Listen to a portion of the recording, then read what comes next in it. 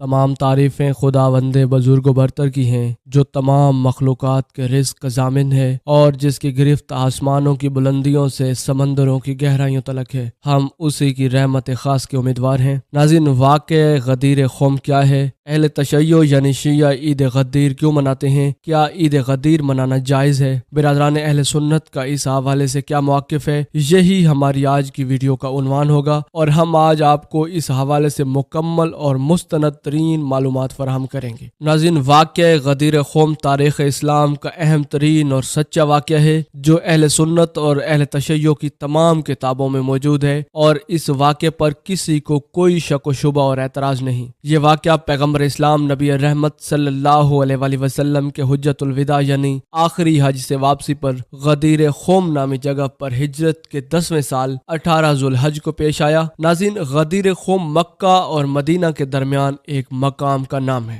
جہاں ایک چھوٹی سی جھیل ہے۔ یہ مقام جعفہ سے 4 کلومیٹر کے فاصلے پر ہے اور مقام جعفہ مکہ مکرمہ کے شمال مغرب میں 200 کلومیٹر کے فاصلے پر واقع ہے۔ ناظرین، احرام باندھنے کے 5 میقاتوں میں سے ایک میقات مقام جعفہ ہے۔ غدیر کے مقام پر پانی اور درختوں کی موجودگی کی وجہ سے وہاں سے گزرنے والے قافلے یہاں پر رکا کرتے تھے، یعنی آتے جاتے یہاں قیام کرنا اور رک کر پانی پینا اور جانوروں کو پانی پلانا اور درختوں کے سائے میں آرام کرنا۔ 18 ذوالحج سن 10 ہجری کو نبی رحمت صلی اللہ علیہ وآلہ وسلم نے اسی مقام پر قیام کیا۔ آپ اپنے آخری حج سے واپس مدینہ جا رہے تھے۔ رسول اللہ صلی اللہ علیہ وآلہ وسلم ہجرت کے 10ویں سال 24 یا 25 ذیقعدہ کو کم و بیش 1,20,000 افراد کے ساتھ فریضہ حج کی ادائیگی کے لیے مدینہ منورہ سے مکہ مکرمہ کی طرف روانہ ہوئے۔ رسول اللہ صلی اللہ علیہ وآلہ وسلم کا یہ حج حجۃ الوداع، حجۃ الاسلام اور حجۃ البلاغ کہلاتا ہے۔ ناظرین، اس وقت حضرت علی ابن ابی طالب علیہ السلام تبلیغ کے سلسلے میں یمن گئے ہوئے تھے۔ جب آپ کو رسول اللہ صلی اللہ علیہ وآلہ وسلم کے حج پر جانے کی خبر ملی تو یمنی مسلمانوں کی ایک جماعت کے ساتھ مکہ کی طرف روانہ ہوئے اور اعمال حج کے آغاز سے پہلے ہی رسول اللہ صلی اللہ علیہ وآلہ وسلم سے جا ملے۔ ناظرین، فریضہ حج ادا ہوا۔ حضور نبی رحمت صلی اللہ علیہ وآلہ وسلم کا سفر حج اور ارکان حج کی ترتیب اور سنت طریقہ ہم گزشتہ ویڈیو میں آپ کی خدمت میں حاضر کر چکے ہیں، اگر آپ چاہیں تو وہ سماعت کر سکتے ہیں۔ حج کے اختتام پر رسول اللہ صلی اللہ علیہ وآلہ وسلم مسلمانوں کے ساتھ مکہ سے مدینہ کی جانب روانہ ہوئے۔ فریضہ حج کی ادائیگی کے بعد مسلمانوں کا یہ عظیم الشان اجتماع بروز جمعرات 18 ذوالحج کو پیغمبر اسلام نبی رحمت صلی اللہ علیہ وآلہ وسلم کی معیت میں غدیر خم کے مقام پر پہنچا، جہاں سے شام، مصر اور عراق وغیرہ سے آنے جانے والے حجاج کرام جدا ہوتے ہیں، اپنے اپنے مقررہ راستوں سے اپنے ملکوں کی طرف روانہ ہوتے ہیں۔ اتنے میں نبی رحمت صلی اللہ علیہ وآلہ وسلم پر وحی کے ذریعے قرآن مجید فرقان حمید کی آیات نازل ہوئی۔ آیات نازل ہونے کے بعد رسول اللہ صلی اللہ علیہ وآلہ وسلم نے کاروان کو رکنے کا حکم دیا اور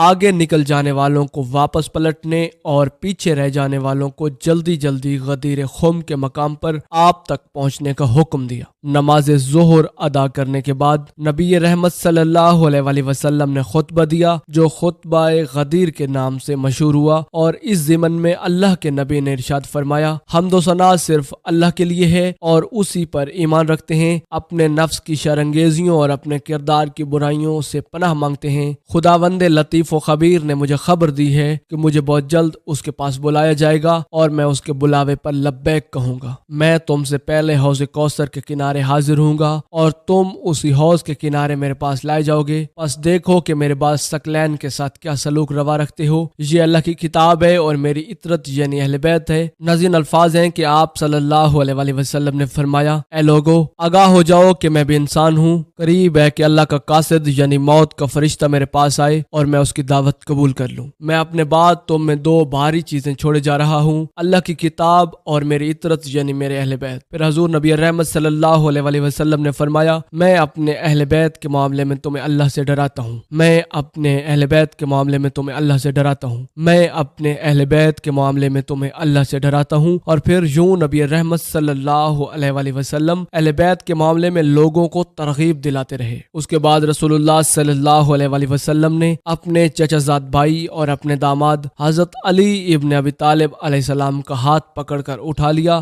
یہاں تک کہ سب نے آپ کو رسول اللہ صلی اللہ علیہ وآلہ وسلم کے پہلو میں دیکھ لیا۔ اور اس کے بعد حضور نبی رحمت صلی اللہ علیہ وآلہ وسلم نے فرمایا، اے لوگو، کیا میں تمہاری نسبت تم پر مقدم نہیں ہوں؟ لوگوں نے جواب دیا، کیوں نہیں اے اللہ کے رسول؟ پھر فرمایا، خداوند متعال میرا ولی ہے اور میں مومنین کا ولی ہوں، بس جس کا میں مولا ہوں اس کا علی مولا ہے۔ حدیث کے الفاظ ہیں، من کنت مولا ہو فہذا علی مولا۔ رسول اللہ صلی اللہ علیہ وآلہ وسلم نے یہ جملہ 3 مرتبہ دہرایا اور فرمایا، اے اللہ، تو اس شخص کو دوست رکھ اور اس کی سرپرستی فرما جو علی کو دوست رکھتا ہے اور اسے اپنا مولا اور سرپرست مانتا ہے، اور ہر اس شخص سے دشمنی کر جو علی کا دشمن ہے، اس کی مدد اور نصرت فرما جو علی کی مدد اور نصرت کرتا ہے، اس شخص کو تنہا چھوڑ دے جو علی کو تنہا چھوڑتا ہے۔ بعد ازاں لوگوں سے مخاطب ہو کر نبی رحمت صلی اللہ علیہ وآلہ وسلم نے فرمایا، حاضرین اس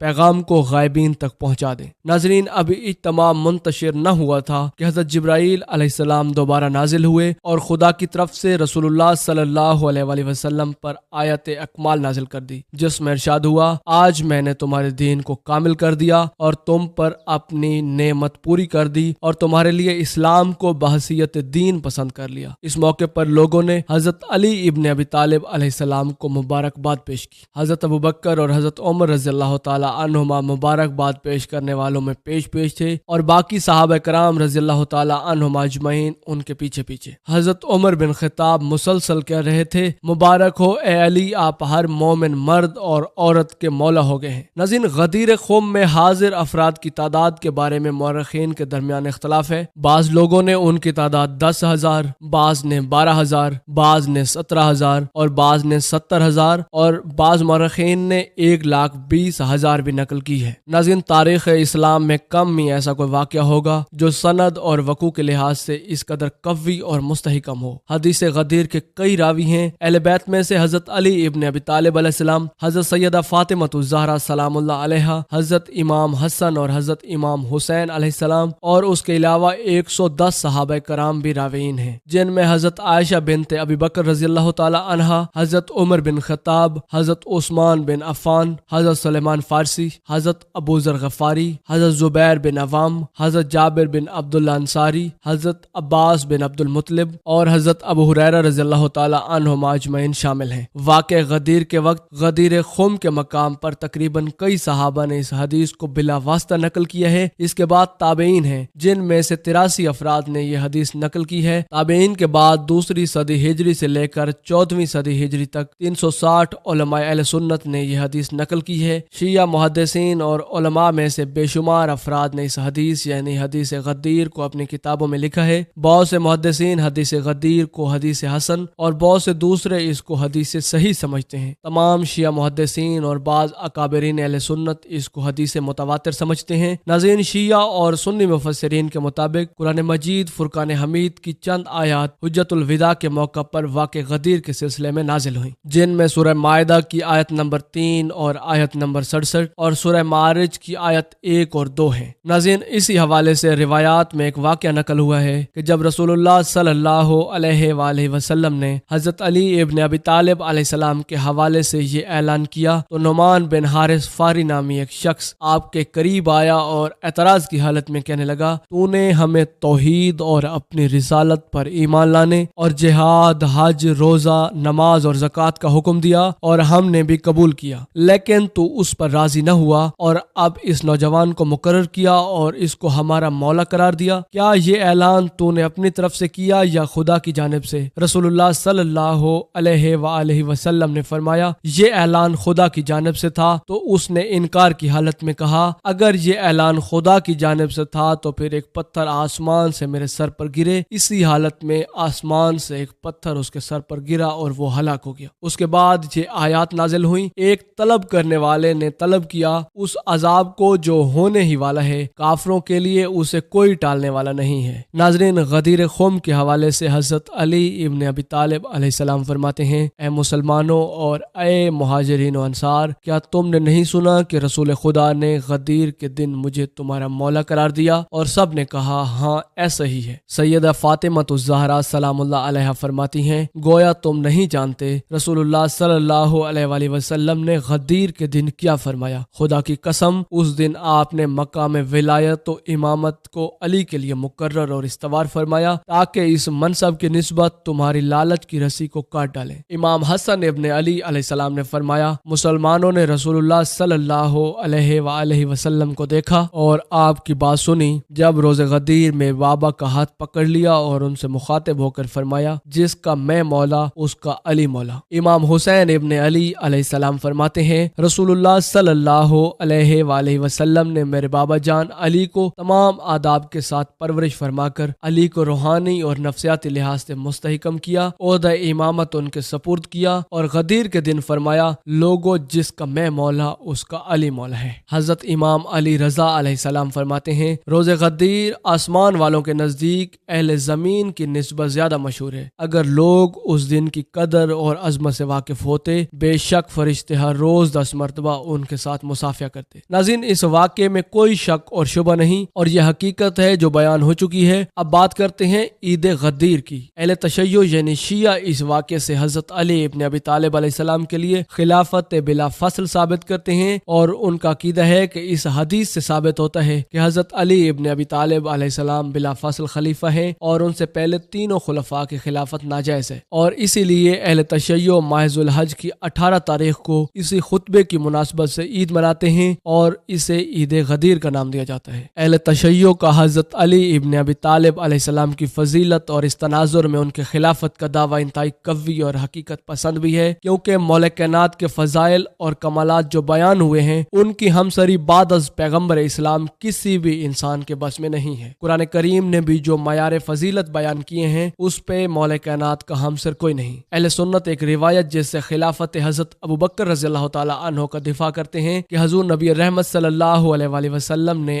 آپ کو اپنے مصلی پہ کھڑا کیا اور اسی سے ان کی خلافت کو اسٹیبلش کرتے ہیں۔ ناظرین، صحیح بخاری کی حدیث کا مفہوم ہے کہ حضور نبی رحمت صلی اللہ علیہ وآلہ وسلم کے وصال کے فوراً بعد جب حضرت ابوبکر، حضرت عمر اور باقی اصحاب رضی اللہ تعالی عنہم اجمعین جب سقیفہ بنی سعدہ میں جمع ہوئے اور خلافت پر بات ہوئی تو لوگوں نے کہا ایک خلیفہ انصار سے اور ایک مہاجرین سے، تو حضرت ابوبکر رضی اللہ تعالی عنہ نے ان کی اس بات کو مسترد کر دیا اور کہا نہیں، خلیفہ انصار سے ہوگا۔ یوں ہی بحث چلتی رہی، بہت ساری باتیں ہوئیں، حضرت عمر کی خلافت کی تجویز بھی آئی اور بعد میں حضرت ابوبکر کو خلیفہ چن لیا گیا، لیکن کہیں حضرت ابوبکر رضی اللہ تعالی عنہ نے اس روایت کا سہارا نہیں لیا کہ میں حضور کے مصلی پہ کھڑا ہوا اور یہ میرا معیار فضیلت ہے، یعنی اس روایت کو خود حضرت ابوبکر رضی اللہ تعالی عنہ نے اپنے لیے معیار فضیلت قرار ہی نہیں دیا۔ ناظرین، تمام اصحاب رسول مقدم ہیں اور ہمارے سر کا تاج ہیں، لیکن اہل بیت اور خصوصاً مولا کائنات حضرت علی ابن ابی طالب علیہ السلام کے مد مقابل کوئی نہیں اور ان جیسی فضیلت اور معیار کسی کے پاس نہیں۔ خود کسی صحابی نے کبھی اہل بیت سے مقابلے اور فضیلت کا دعویٰ نہیں کیا، تو ہم بحیثیت مسلمان اس بحث میں کیوں پڑے؟ اپنے درمیان نفرتوں کو جنم دیتے ہیں اور اپنی دنیا اور آخرت کو بھی فنا کرتے ہیں۔ اہل بیت کی فضیلت پہ جو احادیث صحیح سند سے موجود ہیں، اگر بغیر کسی نفرت و تعصب سے ان کا مطالعہ کیا جائے تو ہم یقیناً سچ سے آگاہ ہو سکتے ہیں، اور سچ یہی ہے کہ بعد از پیغمبر اہل بیت اور حضرت علی ابن ابی طالب علیہ السلام کا ثانی و ہمسر کوئی نہیں۔ ناظرین، انشاءاللہ اہل بیت کی فضیلت پر تمام احادیث اور آیات قرآنی کا مجموعہ بہت جلد آپ کی خدمت میں پیش کریں گے۔ ناظرین، اب مختصراً عید غدیر کی تاریخ کو بیان کرتے ہیں۔ اہل تشیع میں اس دن عید کی ابتدا حاکم معیز الدولہ نے کی تھی۔ اس نے 18 ذو الحج سن 351 ہجری کو بغداد میں عید غدیر منانے کا حکم دیا تھا اور اس کا نام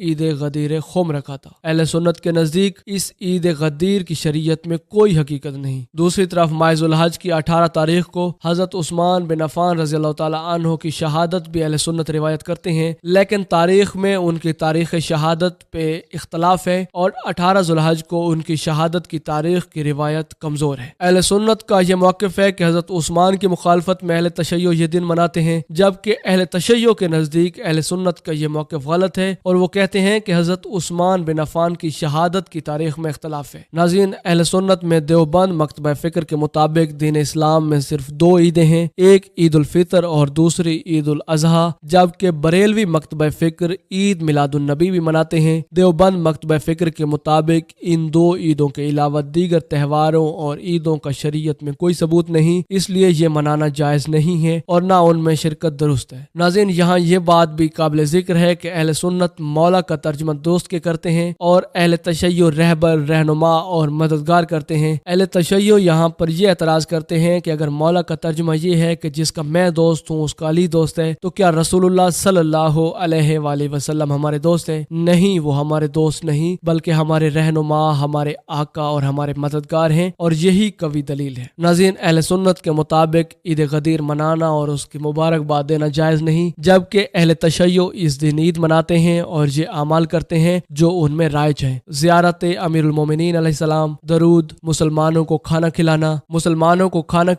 और ये तमाम अंबिया और सिद्दीकीन को खाना खिलाने का सवाब है। गुस्ल करना, मोमिनीन की हाजत रवाई करना, लोगों की गलतियों को माफ करना, नेकी और एहसान करना, अहलो अयाल पर खर्च करना, नए कपड़े पहनना, साफ सुथरे कपड़े पहनना, अच्छे खाने पकाना जिससे घर वाले खुश हों, घर की तज़ीन और आराइश करना, तकरीरी मुकाबले और महाफिल का इनकाद करना और बच्चों को इनामात देना, बच्चों की शरारतों को नजरअंदाज करना, अक़द अख़ुवत पढ़ना, खुशबू लगाना। इसके अलावा अहले तशय्यो इस दिन को ईद भी कहते हैं और इस दिन सवाब की नीयत से रोजा भी रखते हैं और लोगों को अफ्तार भी करवाते हैं। नाज़रीन, ये थी हमारी आज की वीडियो। इस उम्मीद के साथ इजाजत चाहेंगे कि आपको हमारी वीडियो पसंद आई होगी। मिलते हैं बहुत जल्द एक नई दिलचस्प और इल्म से भरपूर वीडियो में। तब तक के लिए अल्लाह निगहबान। तमाम तारीफ़ें खुदावंद मुताल की हैं जो तमाम मखलूक़ात के रिज़्क़ का ज़ामिन है और उसकी गिरफ्त आसमानों की बुलंदियों से समंदरों की गहराइयों तलक है। हम उसी की रहमत ख़ास के मुंतज़िर हैं। नाज़रीन, हज इस्लाम का 5वां अहम तरीन रुकन है जो कि हर साहिब इस्तात शख्स पर ज़िंदगी में एक बार फ़र्ज़ है। अल्लाह सुब्हानहू व तआला कुरान करीम फुरकान हमीद की सूरह आले इमरान में फरमाते हैं, और लोगों पर अल्लाह का हक यानी फ़र्ज़ है कि जो उसके घर तक जाने की ताकत रखता हो उसके घर का हज करे। नाज़रीन, हज एक अफजल तरीन इबादत है और दुनिया भर के मुसलमानों के अंदर इत्तेहाद की अलामत है, क्योंकि दुनिया भर के मुसलमान यहाँ पर एक जगह एक साथ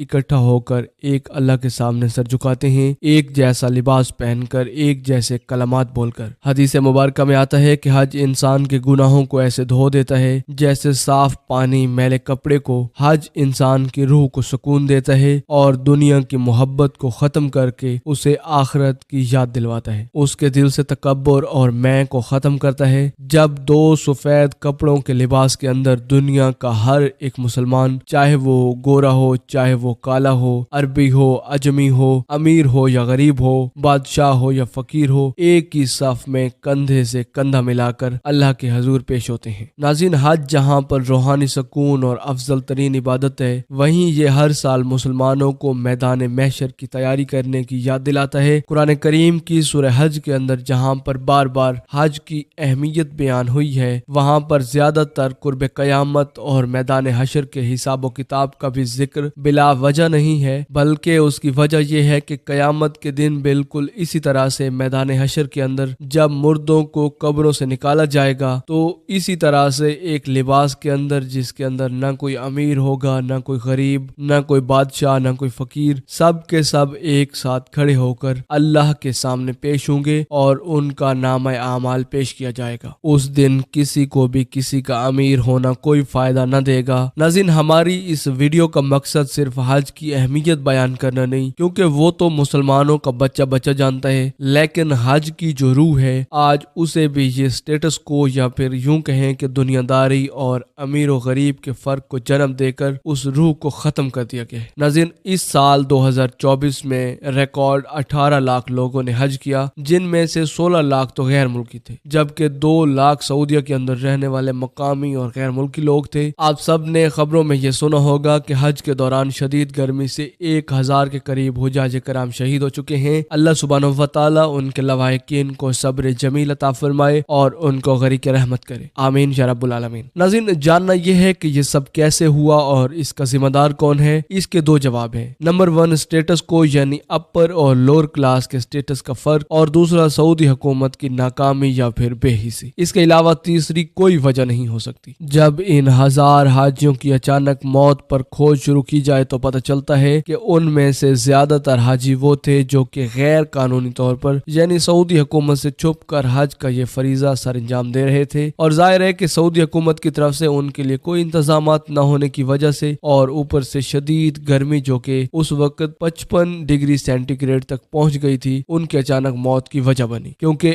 ऐनी शाहिदीन के मुताबिक 7-7 किलोमीटर लंबे रास्ते पर ना उनके लिए कोई पानी था और ना कोई साया, और उनमें से ज्यादातर बूढ़े लोग थे जो कि शदीद गर्मी को बर्दाश्त नहीं कर सके। उन लोगों के नाम सऊदी अथॉरिटीज के रिकॉर्ड में भी मौजूद नहीं थे। अब यहाँ पर सबसे पहले हम सब के जहन में एक सवाल पैदा होता है, क्या इस तरह का हज करना जायज भी है जो छुप कर या गैर कानूनी तरीके से किया जाए? तो मेरी जाती राय के मुताबिक ये बिल्कुल जायज है, क्योंकि खाना काबा पर दुनिया के हर मुसलमान का हक है। ये किसी मुल्क की मलकियत नहीं और न किसी कौम की मलकियत है कि किसी भी मुसलमान को वहाँ दाखिले पर रोका जाए, खासतौर पर ऐसे मुल्कों के लोग जहाँ पर सरकारी हज की कीमत भी 20 लाख तक पहुँच जाए और मिडिल क्लास बंदा अपनी पूरी जिंदगी पैसे जमा कर करके ये सादत हासिल न कर पाए। नाज़रीन, इस सूरत हाल के अंदर अगर आप किसी शॉर्टकट तरीके से हज का फरीजा सर अंजाम दे सकते हैं तो मेरा जाती ख्याल है कि इसमें कोई बुराई नहीं। इन लोगों ने कुछ गलत नहीं किया कि सब लोग अल्लाह सुब्हानहू व तआला की इबादत के लिए और फर्ज अदा करने के लिए आए थे, न कि किसी गुनाह के लिए। दुनिया का कोई भी मुसलमान किसी दूसरे मुसलमान को हज जैसी इबादत और सआदत से नहीं रोक सकता। इस साल हज पर मौजूद ऐनी शाहिदीन के मुताबिक सऊदी हुकूमत ने हुजाज कराम के लिए बदतरीन इंतजामात किए थे। ना तो गर्मी से बचने का कोई इंतजाम था और ना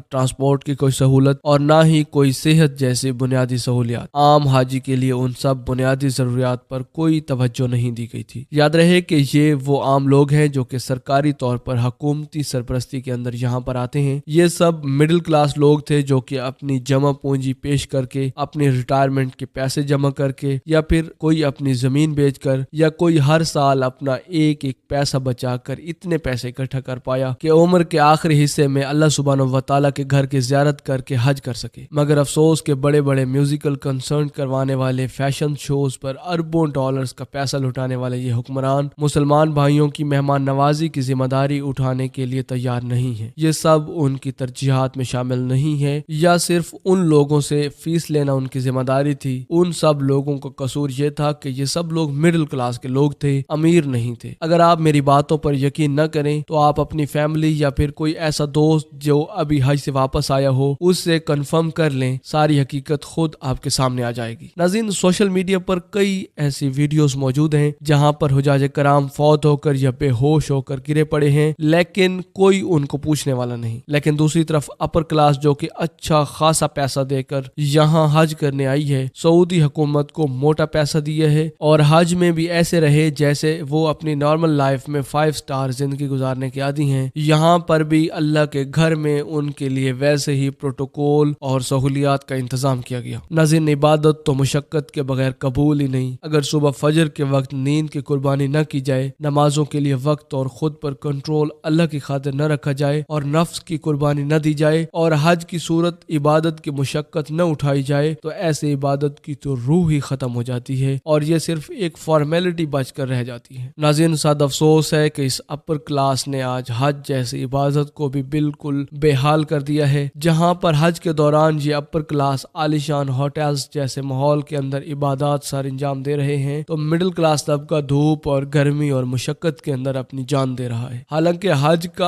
असल मकसद तो इन दोनों तबकात को एक साफ में लाकर खड़ा करना था, इस फर्क को खत्म करना था। इसी फर्क को मिटाने के लिए तो अल्लाह सुब्हानहू व तआला ने मुसलमानों को हर साल हज करने का मौका दिया कि ये लोग अमीर और गरीब और नस्ली तासुब को खत्म कर सके, और ये सब कुछ हुकूमती सरपरस्ती के बगैर मुमकिन नहीं है। नाज़रीन, अगर आप इस बार हज के मौके पर बनाई जाने वाली सोशल मीडिया पर गर्दिश करती वीडियोस को देखें तो आप इस फर्क को बेहतर तौर पर समझ सकें। नाज़रीन, हज का एक फरीज़ा है जिसका नाम है जमरात। हुजाज कराम 10, 11 और 12 तारीख को पत्थर के 3 सतूनों को बारी बारी कंकरियां मारते हैं, जिसको जमार या फिर जमरात कहा जाता है। हजरत इब्राहिम अला नबीना अलैहिस्सलाम की सुन्नत पर अमल करते हुए हुजाज कराम इन तीनों जगहों पर कंकरियां मारते हैं और ये کنکر حضرت ابراہیم علیہ نبی علیہ السلام نے اس وقت مارے تھے جب شیطان مسلسل انسانی شکل کے اندر آ کر ان کو مسلسل وسوسے میں ڈالنے کی کوشش کر رہا تھا۔ لیکن اس بار اپر کلاس وی آئی پی حجاج کرام اپنی ٹھنڈی لگژری گاڑیوں کے اندر بیٹھ کر یہ فریضہ سر انجام دے رہے تھے، جبکہ عام حاجی 7 کلومیٹر پیدل چل کر یہاں پر پہنچے۔ ناظرین، اگر یہ سہولت وی آئی پی کے لیے موجود ہے تو عام حاجیوں کے لیے بھی سعودی حکومت کو ٹرانسپورٹ کا بندوبست کیوں نہیں کرنا چاہیے؟ مینا کا مقام جہاں پر عام حاجی ٹینٹوں میں گرمی کے اندر سوتے ہیں، وہیں پر مینا کا وی آئی پی لانچ جو کہ کسی 5 اسٹار ہوٹل سے کم نہیں، حج کا ایک رکن، چاہے ٹرانسپورٹ ہو، کھانا، رہائش یا پھر باقی سہولیات، ہر جگہ پر امیر غریب کا فرق